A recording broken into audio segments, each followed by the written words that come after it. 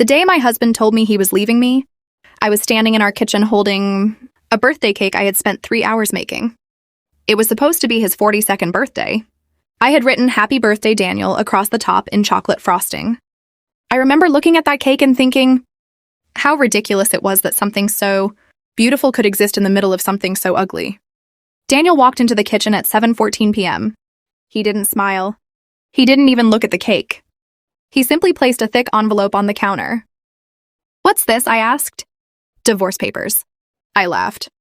Not because it was funny. Because my brain couldn't understand what I was hearing. "Daniel, stop!" "I'm serious, Emily." My name sounded strange coming from him. We had been married for 11 years. We had a beautiful home in Connecticut, 2 cars, vacations every summer, and what I thought was a normal marriage. At least that's what I thought.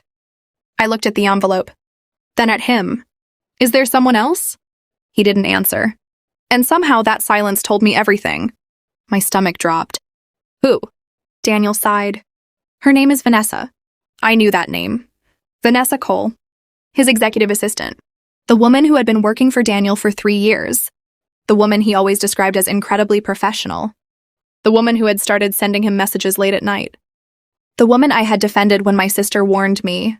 I stared at him. "You're leaving me for Vanessa?" Daniel looked almost relieved. "Yes." I felt something inside me crack. But what he said next hurt even more. "I've been unhappy for a long time, Emily." I whispered, "Why didn't you tell me?" "Because I knew you'd try to fix it." I looked at the birthday cake. The candles were still sitting beside it. 42 candles. I suddenly didn't want to light a single one. Then Daniel picked up his keys. "I'll be staying at the hotel tonight." "Daniel." He stopped. "Are you really doing this?" He turned around. And for the first time that evening, he looked directly into my eyes. "I already did." Then he walked out. I stood there alone, with a birthday cake, 2 untouched glasses of wine, and 11 years of marriage disappearing through the front door. But there was one thing Daniel didn't know. He thought he was leaving his wife. He had no idea what he was actually walking away from, because the company he thought belonged to him wasn't his. It was mine. And I had been keeping that secret for 11 years. To understand why I never told Daniel about the company, you have to go back to the beginning. My father, Richard Bennett, founded Bennett Technologies when he was 29. It started in a tiny office with 2 employees. By the time I was 24, the company had become a multi-million-dollar software business. My father was brilliant, but he was also old-fashioned. He believed families should be protected from money. When I graduated from college, he told me something I'll never forget. "Emily, if you ever marry someone who loves you when he thinks you have nothing."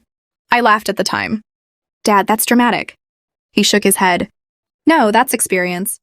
2 years later, I met Daniel. He was charming, funny, ambitious, and, at least back then, genuinely kind. When I told him I worked in marketing, he never asked how much I earned. When I told him my father owned a company, he never asked about the company. That made me trust him. Before our wedding, my father gave me controlling ownership of Bennett Technologies through a private family trust. He made one condition. I couldn't transfer the shares to anyone without his approval. Not even my husband. I agreed. Daniel knew my father had money, but he never knew exactly how much. After our wedding, I decided not to tell him about the trust. Not because I wanted to deceive him, because I wanted to know whether my father's warning had been wrong. For 11 years, I kept the secret. Daniel thought my father occasionally helped us financially. He didn't know that I secretly controlled the company that paid his salary. Yes, Daniel worked for Bennett Technologies, and I had arranged it. Not because he needed a job, because I wanted him to build something himself. At least that's what I told myself. Over the years, Daniel became successful. He became vice president. His salary grew. His office became bigger. His reputation grew. And slowly, so did his ego. He stopped thanking me. He stopped asking my opinion. Eventually, he started saying things like, "This company wouldn't survive without me." I would smile, because I knew the truth. The company survived because of hundreds of employees who worked harder than either of us, and because my father had built something worth protecting. Then Vanessa arrived. At first, I didn't think anything of her, but about 6 months before Daniel left me, things started changing. He began coming home late. He stopped answering calls. He changed the password on his phone. And one night I found a receipt from a luxury hotel in Manhattan. 2 people, 1 room. I confronted him. He said it was a business trip. I believed him. Or maybe I wanted to. Then came the morning everything changed. I received an email from the company's legal department. The subject line said, "Urgent, shareholder approval required." I opened it. Someone had submitted documents requesting a transfer of executive authority. And the person requesting it was Daniel. I read the documents twice. Then I noticed something even stranger. Vanessa's name appeared on them. That's when I realized this wasn't simply an affair. They had a plan. And I was the person standing between them and everything they wanted. 3 days after Daniel left, I received a call from my father's attorney. "Emily, we need to talk." I drove to his office. His name was Robert Hayes. He had represented my father for 27 years. When I walked into his office, he closed the door behind me. "I assume you've seen the documents." "Yes." He nodded. "Your husband is trying to gain control of several company divisions." "Can he?" Robert smiled. "No." I exhaled. "Why?" "Because you still own the controlling shares." I stared at him. "Then why would he try?" "Because he doesn't know." That sentence hit me differently. Daniel didn't know. He believed the company belonged to him. He believed the board supported him. And apparently Vanessa had convinced him that if he divorced me, took control of the company, and exposed certain financial irregularities, he could remove me completely. "What financial irregularities?" I asked. Robert slid a folder across the desk. I opened it. There were payments. Large payments. Consulting fees. Company expenses. Luxury hotel rooms. Private flights. And several transfers to a company called VC Strategic Consulting. I looked at Robert. "VC?" "Vanessa Cole." My hands started shaking. "How much?" Robert said quietly. "Approximately $780,000 over 18 months. I couldn't breathe. Daniel hadn't just cheated on me. He had been stealing from the company. And I had been protecting him. For years. Robert leaned forward. "You need to make a decision." "What kind?" "You can expose everything immediately." I looked down at the documents. "Or you can let them continue." I looked up. "Why would I do that?" "Because if they're planning something bigger, we may be able to document all of it." I understood. They thought I was powerless. That was their advantage. And their biggest mistake. I nodded. "Let them think they won." Robert smiled. "For the first time in 11 years, Emily, I think your father would be proud of you." A week later, Daniel came back to the house. He didn't come back to apologize. He came back to collect his things. Vanessa was waiting outside in his car. I watched from the window. When Daniel walked inside, he looked around. "This place feels different," I said. "Maybe because you're not living here anymore." He ignored me. He walked upstairs. I followed. "You've been spending company money." He froze. "What?" "I know about VC Strategic Consulting." His face changed. Only for a second. Then he smiled. "You don't understand corporate accounting." "I understand $780,000. His smile disappeared. "You went through my files?" "I didn't need to." He stared at me. "You've always been suspicious." "No, Daniel." I stepped closer. "I've always trusted you." That seemed to bother him more. Then he said something I'll never forget. "You're making this harder than it needs to be." I laughed. "You cheated on me, stole from the company, and you're telling me I'm making things difficult?" Daniel leaned toward me. "You should be careful, Emily." "Is that a threat?" "No." He smiled. "It's advice." Then he walked downstairs. Before leaving, he turned around. "Oh, and I'm taking the lake house." I stared at him. "The lake house?" "Yes. It's in my name." His expression changed. "Not for long." Then he walked out. I closed the door. And for the first time since our marriage began, I wasn't sad. I was angry. But I wasn't going to let anger control me. I was going to let evidence do that. 2 weeks later, Daniel called an emergency board meeting. He believed he had enough support to remove me from several company decisions. He was wrong. But he didn't know it. I arrived at the company's headquarters at 9 a.m. I wore a simple black suit. No jewelry. No dramatic entrance. I walked into the boardroom. Daniel was already there. Vanessa sat behind him. She smiled when she saw me. That smile told me everything. Daniel stood. "Emily, this meeting is for executives and shareholders." I looked at him. "I am both." He laughed. "You're neither." I placed a folder on the table. Then I sat down. Robert sat beside me. Daniel's smile disappeared. What is this? Company ownership records? He looked at Vanessa. She whispered something to him. Then Daniel said, This is a private company matter. Robert opened the folder. No, Daniel. He placed a document on the table. This is a corporate matter. Daniel looked at the document.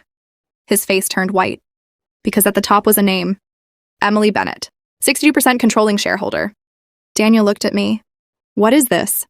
I said nothing. He picked up the paper. His hands were shaking. You own the company? I nodded. Not exactly. He stared at me. What do you mean? I control it. Silence filled the room. Vanessa suddenly stood. This can't be legal. Robert looked at her. It is. Daniel's voice became quiet. Emily. I looked at him. Now you know? He sat down. For the first time in 11 years. Daniel looked small, but I wasn't finished. I turned to Vanessa. There's something else. She looked nervous. I opened another folder. Would you like to explain the $780,000? Daniel immediately looked at her. What is she talking about? Vanessa's face went pale. I slid copies of the transactions across the table. VC Strategic Consulting. Daniel picked up the papers. You told me those were legitimate expenses. Vanessa couldn't answer. Daniel, she whispered. He looked at her. You lied to me? She started crying. I was trying to help us. Us? Daniel stood. What did you do? Vanessa looked at me. Then at him. I thought once you became CEO, everything would be different. Daniel froze. Once I became CEO, I leaned back. Interesting. Vanessa realized she had said too much. Robert continued. The investigation also found payments to 2 shell companies. Daniel looked at Vanessa. Did you create those? She said nothing. I already knew the answer. Daniel's voice cracked. You used me. Vanessa shook her head. No, I loved you. Daniel laughed bitterly. You loved the position. That was the moment I realized something. Daniel had spent years believing Vanessa had chosen him because he was special. But she had chosen him because she thought he was useful. And now that he had lost control of the company, she had lost interest in him too. The board voted unanimously. Daniel was removed from his executive position pending a full investigation. Vanessa was terminated immediately. The company froze all questionable accounts. And the legal team began preparing criminal referrals. Daniel stayed seated after everyone left. I walked toward the door. Emily. I stopped. He looked exhausted. I never knew. I know. You should have told me. I turned around. About the company? Yes. Would it have changed anything? He didn't answer. I continued. You married me when you thought I was ordinary. His eyes filled with tears. And I spent 11 years wondering whether you loved me or the life we built. He whispered. I loved you. I shook my head. Maybe you did. I opened the door, but somewhere along the way you loved yourself more. I walked out. The divorce took 6 months. Daniel lost almost everything. But I didn't take everything from him. I could have. Instead, I gave him a reasonable settlement based on what he had legally earned during our marriage. The company recovered most of the stolen money. Vanessa faced a serious legal investigation. And Bennett Technologies survived. But my life changed completely. I moved out of our old house. I bought a smaller home near the coast. I started working directly with the company. For the first time, I wasn't hiding behind my father's trust. I became its public chairwoman. And something unexpected happened. I started enjoying my life. I traveled. I reconnected with friends. I started painting again. I laughed more. I slept better. Then one afternoon, I received an email. It was from Daniel. The subject line said, I owe you an apology. I almost deleted it. But I opened it. He wrote, Emily, I finally understand what I lost. It wasn't the company. It wasn't the house. It wasn't the money. It was the person who believed in me before I believed in myself. I'm sorry I destroyed that. I don't expect you to forgive me. I just wanted you to know that I'm sorry. I read it twice. Then I closed the email. I didn't respond. Because forgiveness doesn't always require reopening the door. Sometimes forgiveness means you finally stop waiting for someone to become the person you thought they were. 1 year after Daniel left me, I stood in the same kitchen where he had handed me those divorce papers. Only this time I wasn't alone. My father had passed away several years earlier, but I had his old recipe book. I opened it and found the chocolate cake recipe he used to make when I was a child. I made the cake. Then I lit one candle. Not 42, just one. A candle for a new beginning. I stood by the window and looked outside. I thought about the woman I had been a year earlier. She had believed losing her husband meant losing her future. She was wrong. I hadn't lost my future. I had lost a man who had stopped deserving a place in it. And maybe that's the lesson I learned. Sometimes the person who walks away thinks they're leaving you behind. They don't realize they may be walking away from the best thing that ever happened to them. I blew out the candle. And for the first time in years, I smiled because I was finally celebrating my own life.